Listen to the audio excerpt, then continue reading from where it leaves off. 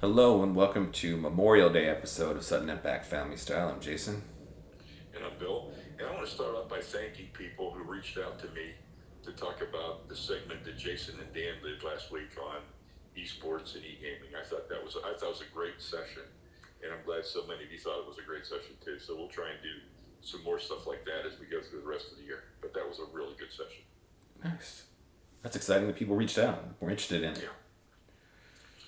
Well, let's start off with the NBA, Jay. Exciting playoffs. First of all, I'm blown away by Trae Young. Yeah, he has stepped up. He's Reggie Miller 2.0 now officially. He really is. That's exactly what I was going to say. He reminds me so much of Reggie Miller. And he's just ugly and doofy enough that you just dislike him already when you look at him. I know that's a mean thing to say, but you just do. The hair is not helping him. He's got some ridiculous range, Yeah, and he has no conscience. none. And if you can be a Talks to villain the in New crowd, York, he talks to the opponents. and Trey Young, Smack. yeah, we've seen fake villains. Like, obviously, as much as I love and respect LeBron, like, he is a bit of a crybaby and he's never been able to embrace being not loved. Trey Young is like a heel in wrestling. Like, he loves the booing. Yes, And he does. he's making me sort of like him. Same with me, and the fact that he took on the Garden crowd, Yeah. and that's what reminded me of the Reggie Miller thing because he didn't shy away from it; he embraced it, Yeah. and I think it helped him raise his game. I think it has. But speaking of the Garden crowd, the Knicks have not played as well in the series as I hoped they would. No, but we can relate this because it's our podcast. Last year's 11-0 Steeler team. Like, it wasn't an 11-0 team. And this Knicks team was not a legitimate number 4 seed. They had a great year. It was exciting for, Knick fans to get to see a respectable team that wasn't an embarrassment. But it's not a great team. And it does leave you with one huge question right now, which is Julius Randle had an amazing year. He's obviously having a terrible series right now. He's got 1 year left. And at 28 years old, and I know there's not a lot of free agents out there right now, but if you're the Knicks, I would kind of just want to let him play out this last year of his contract and not do anything. Like, I know he stepped up as a leader and he's embraced New York, and I've appreciated watching him, but I don't want to be on the hook for the next 4 or 5 years with that guy being one of my top 2 or 3 players on my team because I don't think you can. I mean, you know, Yeah, I know exactly what you're talking about. But the kind of year that the Knicks had, the Knicks have had problems trying to attract some free agents. Now, when they showed the crowd scenes and showed the excitement of playing New York, and the team, finished in the top 4, I think the Knicks might be able to attract some free agents next year. and I think speaking of Trey Young and the villain that he is, I think that's somebody that might be excited to go play and not play in Atlanta, but play in New York when he's a free agent. Yeah, you never know. Because we would embrace, the Knicks fans would embrace the villain and cheer for him in a heartbeat. Absolutely, they would love to have him. Because again, the Knicks are in that weird.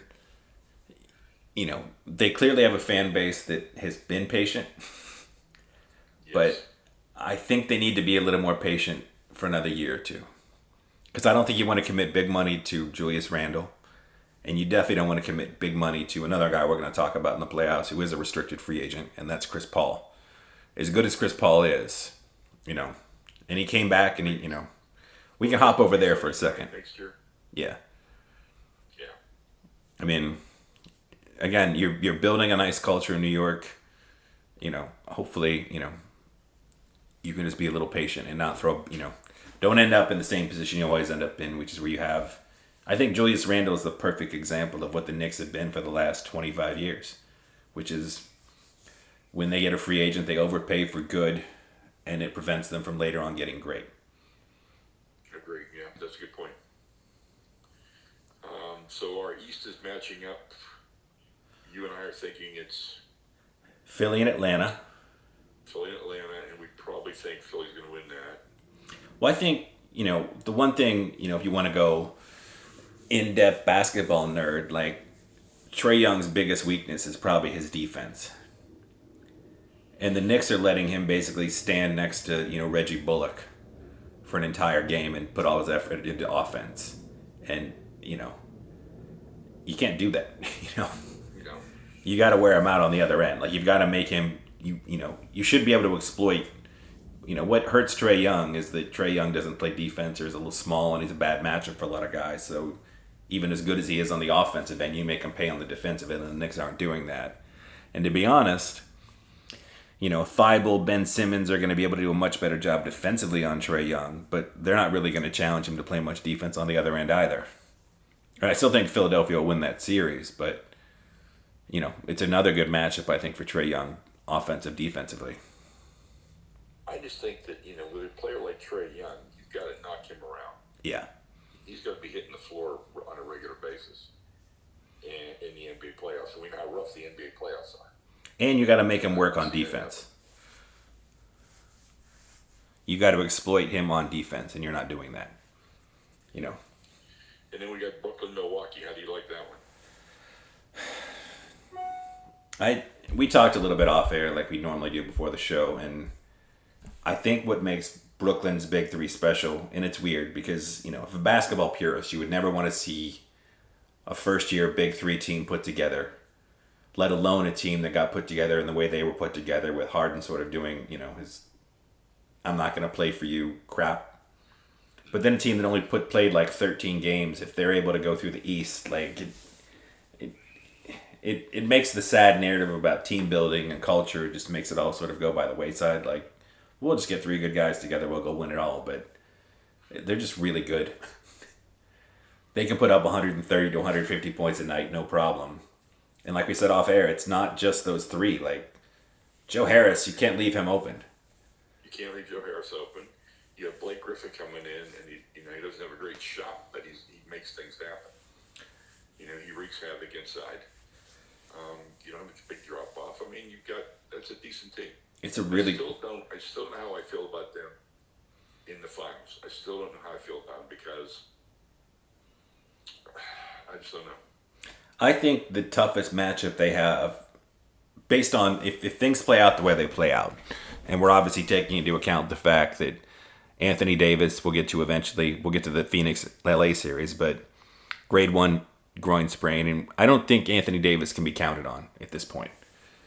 You assume he's going to miss a few games every series because he's hurt. Chris Paul obviously toughed it out, but Chris Paul is not, the most healthy guy either. So I feel like the next series for Brooklyn is going to be almost like the finals for them. I think it's their biggest challenge, and that's the Milwaukee Bucks.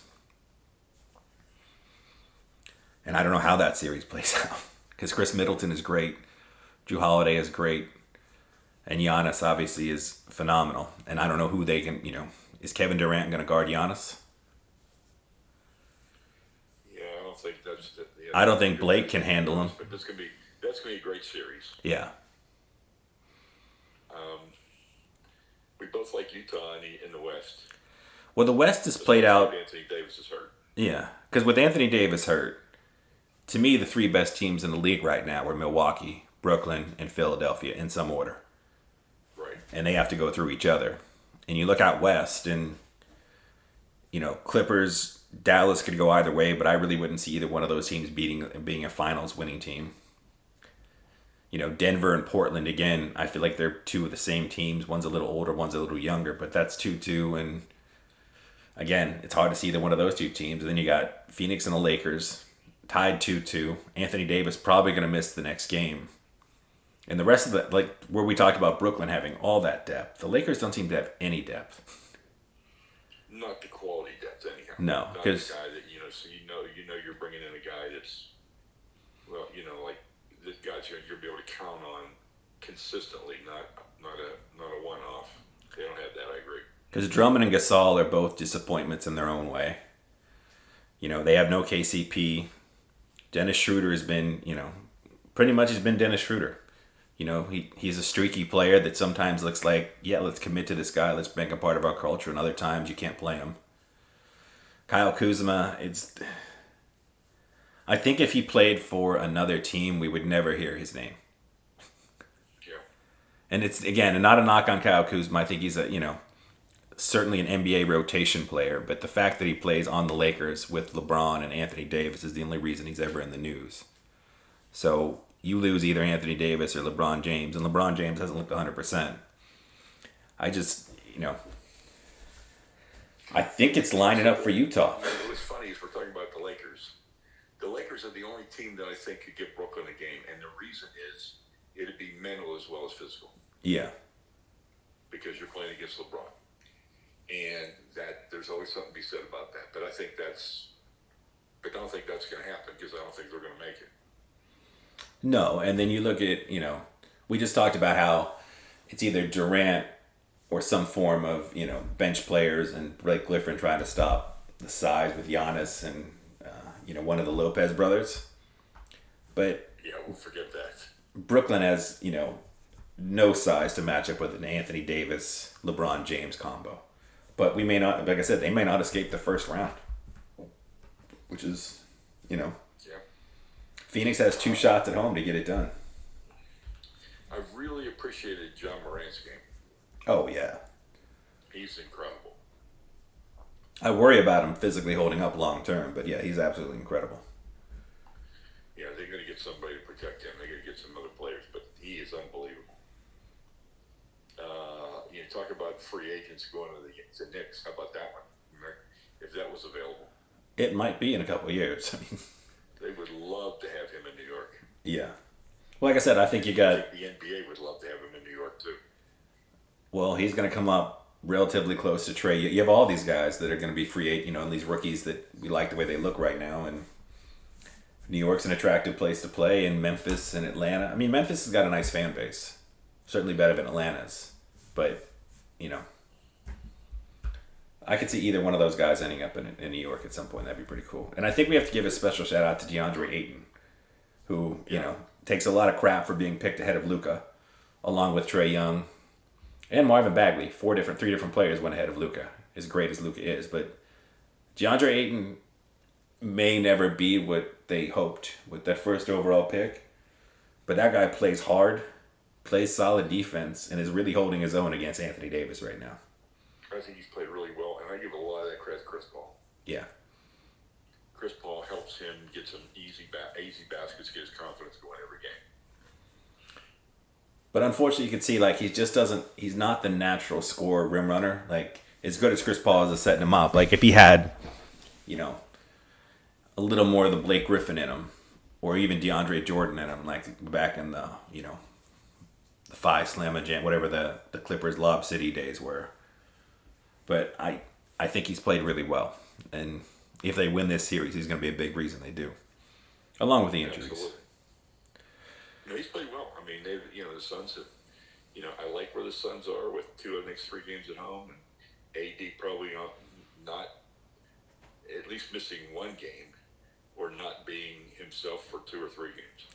I think if you're the Lakers, you have to, if it's a grade 1 groin sprain, I know you got, we're the best treatment in the world at this point as far as, and he's still a youngish sort of player, but I'd probably sit him. I may have sat Luka the last game too because he clearly looked a little bit off. Yeah.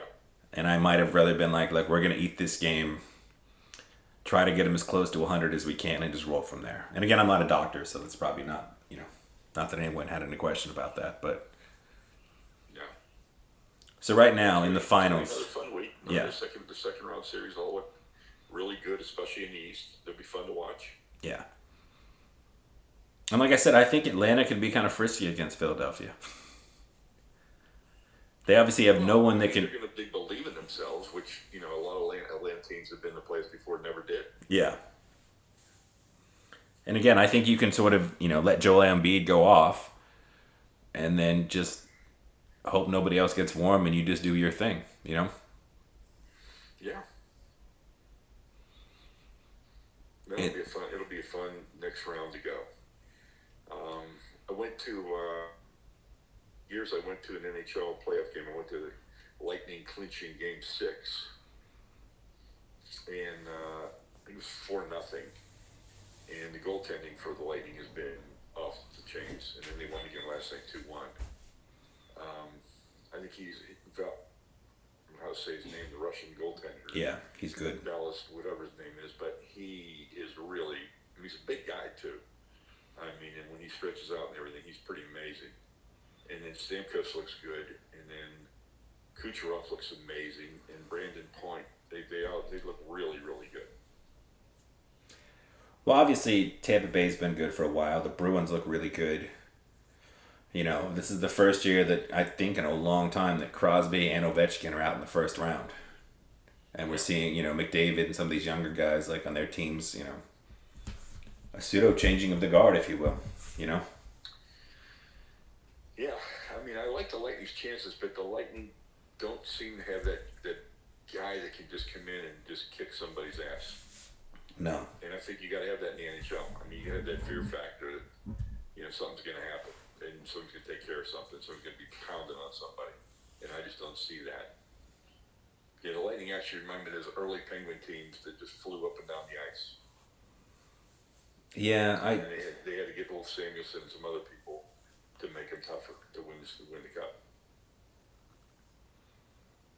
Yeah, right now my pick is Boston, I think, to win it all. Boston's got everything we just talked about. Yeah, they really do.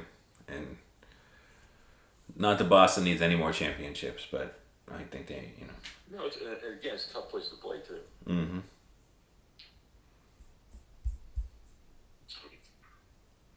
Most notably, that water bottle flying out of Boston yesterday. I see Kyrie Irving in the head. Well, he's charged with a felony, and that's you had the John Moran incident, you had the Russ incident, and then obviously the Kyrie incident. And yeah, I think you're gonna have to prosecute somebody, not just ban them from the building. Well, yeah, like I said, the guy. You send a message. Yeah, the guy in Boston's been charged with a felony, assault and battery, and yep. I think that's what it. And, you know, I mean, I've seen people talk about, you know, people were pinned up inside for so long and you have a little extra aggression, and then also the psychological effects of, you know, throwing a bottle at somebody is sort of the physical equivalent of the way people talk to each other on social media, too. You know, there's just this... Yeah. And, you know, when I watched the video, I mean, the guy didn't think he was trying to take a selfie of himself while he was getting arrested. Yeah. They took his camera away. They took his phone away. I mean, just... I don't know. I mean, it's sad. I mean, it's very sad. It is. It's come to things like this. So, I don't know. Well, enough on that. I watched a lot of women's softball this week, which, you know, I've told you for years I'm a big fan of. I think it's one of the sports that the women athletes play as well as any sport any of the men play. They play to such a high level. And what I've really liked about it this past year is it's not dominated by the pitching like it's always been. I mean, there's some really good offensive teams like Oklahoma, who is the number one seed. And, you know, I can't root for Oklahoma. Oklahoma State made the College World Series too, so you get two Big 12 teams in from the same state from less than 100 miles away, which is perfect. But Oklahoma's got 4 girls hitting over 400. The team batting average is over 400. They have the home run record by a large margin. I mean, they're a fun team to watch, and I mean, you're not going to beat them 1-0 or 2-1. There's just no way. They're just too good for that. You know, they're going to score. The least I've seen them score is 4. Oh. And I mean, they scored 7, I think, yesterday, and they're just done. And then UCLA's in, and UCLA's always good. Arizona's in. They have a history of being good. So you get 2 Pac-12 teams, 2 Big 12 teams, 2 SEC teams, 1 ACC team, and 1 James Madison team. I have no idea what league that is. But they're in, and they upset Missouri out of the SEC. So they start till Thursday. If you haven't watched it before, tune in. You'll see some great competition and great athletes and playing at a very, very high level. So I love this time of year. I wish I could go, but I've got other commitments I can't go. So we'll see. And at the same time, you've got the college baseball regional starting too. In fact, there's a selection show on ESPN 2 at noon, showing where everybody's going to be. You got about I forget how many teams. There's like 4 teams, 16 states, I think. Okay. So it's like 64 teams in baseball. we'll see where it goes. It's going to be fun to watch. Let's turn our attention now to our favorite topic, the NFL. Yeah. Okay, Julio Jones has to be moved because they don't have enough room. They don't have enough money to sign a draft pick. Right. And apparently the news is today they're willing to take a second round pick, with the two leading candidates being in the same division, the 49ers and the Seahawks, who definitely both could make their receiving cores that are already really good absolutely elite with that addition. And they'll probably need to step up and take on about $12 to $15 million of a salary too. Yeah. And you would think, and I don't know cap situation and roster and everything else too, but if you're going to make amends with Aaron Rodgers, I almost feel like, adding Julio Jones to go along with Devontae Adams and the draft pick might be about as good of an olive branch you could possibly have, if that's your intention. You know what, Jason? That's a great idea. Because if you're Aaron Rodgers and they bring in Julio Jones, it's a mea culpa, right? I think it is. That's a, hey, Aaron, let's just all get along. That would go a long way to healing any rift. I think so. I mean, it's a high price to pay, but I mean, it's sort of like when, NBA athletes, cheat on their wives and have to get them $10 million diamond rings. I mean, I don't think there's a lot that can mend the bridge between Aaron Rodgers and the Green Bay Packers, but I feel like Julio Jones might be a start. So. Yeah, and if you're really talking about you were close to the Super Bowl, this is one move that could get you over the top. Because you look at that, everybody would acknowledge that. Everybody talks about the fourth down play, that when they kicked the ball, but they also didn't get anything on those first 3 downs. And if you have Devontae Adams on one side and Julio Jones on the other, I think one of those guys is going to get open. So I would say so. I think that's a great. I don't know how realistic it is. Yeah. But I think it's a great alternative for fixing another problem. Right, and I haven't read that or anything else. We talked about Aaron Rodgers earlier off the air, I think, and I was like, I think that would mend all the fences. It would mend them all and build some new ones. Yeah. Yeah, I think if that could happen, that to me would solve a lot of problems. And just because he threw it out there, Chase Claypool of the Steelers said they would welcome Julio into the receiver room. So. Yeah. And I'm sure that every wideout on every team, knowing that would take some coverage away from him, would be just as ecstatic to welcome him. Yeah. And, I've obviously made my feelings on the Steelers season known, but if you're already basically pushing all your chips in by sticking with Roethlisberger, if it's now a second round pick to add Julio Jones and you can figure out the cap space, why not? Sure. I guess Baltimore's kicking it. Everybody is looking now, As long as he doesn't go to Baltimore or Cleveland, I'm okay with it. Yeah, I can't imagine Cleveland. Considering they still have OBJ, I don't really see any, it's disappointing as he's been in his stint in Cleveland. Like, it's hard to imagine them adding him to that room already, so. And Baltimore seems to have drafted 10 receivers in the last 2 drafts, too. But, obviously, Julio Jones. And I guess we can move into... Maybe the guy way up north will take him. Yeah.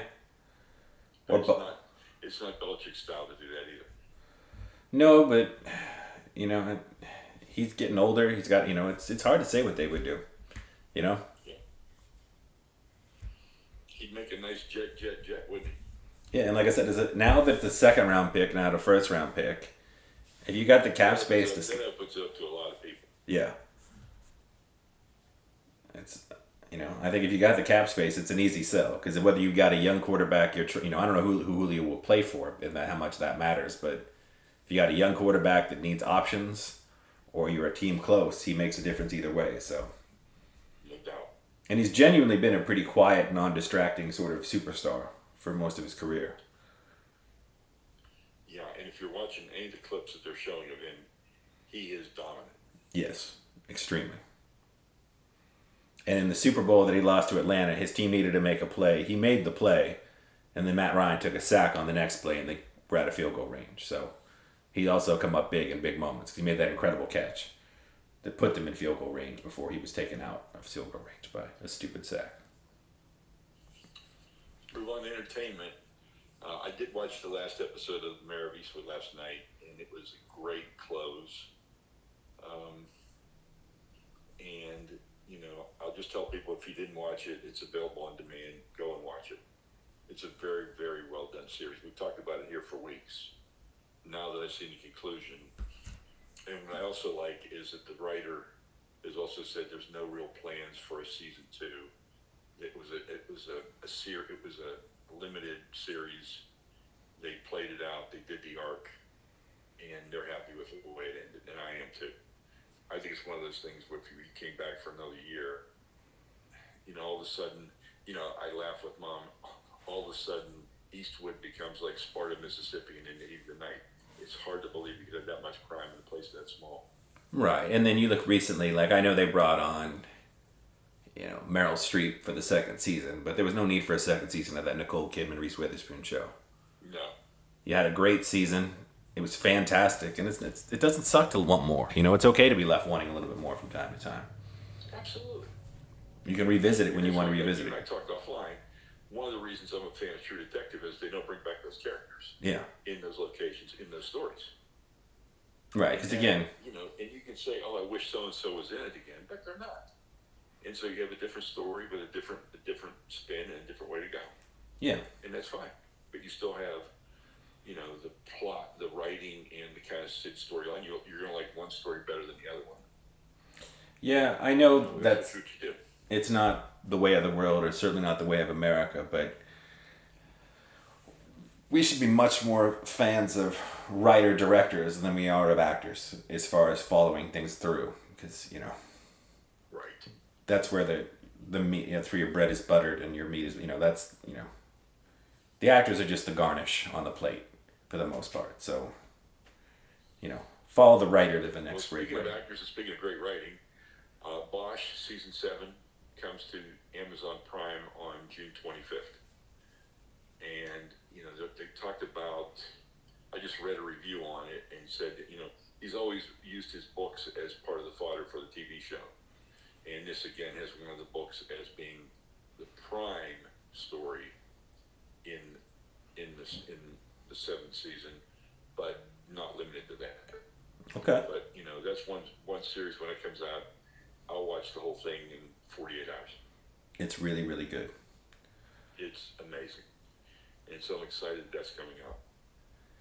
Well, I watched a number of movies this weekend, and probably the best was Seance, starring Suki Waterson. She's a British actress. She's been in a couple of things, but like a lot of, we talked off air too, like sometimes it's hard when you have some sort of a mystery. It's almost impossible, no matter how much sense it makes, to have a satisfying conclusion. And I think overall this did, but it just got me thinking again. I was like, I'm going through it, and I'm like, as a storyteller myself and somebody that loves story and writing, like, the plot made sense. The whodunit worked, but I still enjoyed the 80% up to that more than the other part. Like, I liked, the guessing in my head and trying to figure things out, and it's tough to always, What was the scare factor? Pretty low. But I mean, I'm not a good judge of that at this point in my life, I would say. Yeah, you've seen a lot of horror movies. I've seen a lot of horror movies. Like, I don't get scared at haunted houses. Like, that's just not my thing. So I enjoy it, and I can appreciate, like, the moment where it is a good scare. But, it's got a couple of cool moments where you can be like, ooh. But, other than that. And the other thing we've been watching in our house, I can't recommend it as great, but we've been watching How to Get Away with Murder, the Shonda Rhimes series that's on Netflix currently, that was on TV a couple years ago. Yeah. And it's a really, sometimes you can't believe how dumb the people on screen are, and you're certainly not going to learn anything about the legal process watching a show about these lawyers. But I think what that series does that I appreciate is it doesn't, they always talk about, don't worry about what the next episode is going to be. Make this episode as exciting as possible. And I think this show does that a lot. Now, sometimes it does it to a way where you're just like, oh my God, this is so fucking stupid. But it moves so quickly that I don't think you have as much time to really worry about it as much. And again, it's, a lot of people hooking up, a lot of ridiculous, it's how to get away with murder. And there was a lot of trying to get away with murder on the show. And it's entertaining.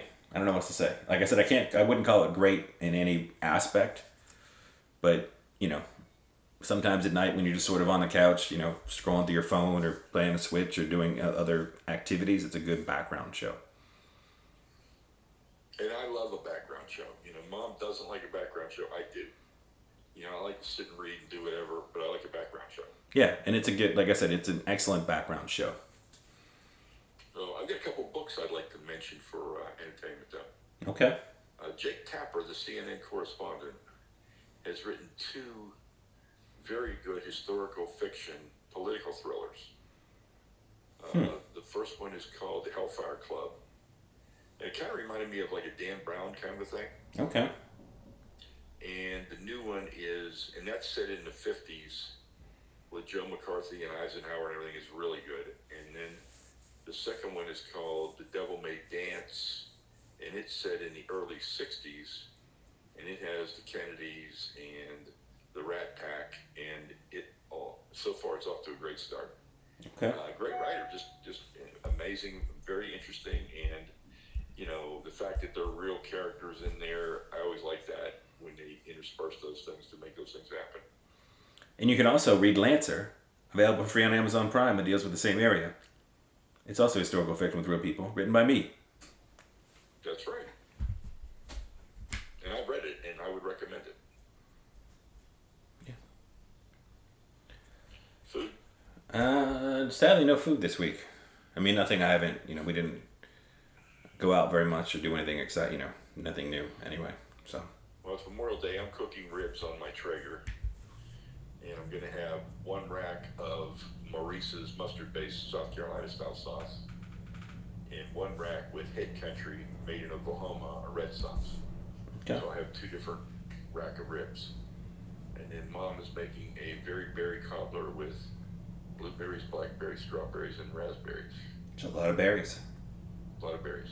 And that should be, and then with Culver's frozen custard on top. Should be a great dessert. That's pretty exciting. Yeah.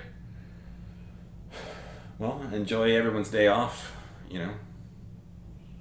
Remember, enjoy the day off. Remember the people that have sacrifices made to give us this day off. Right.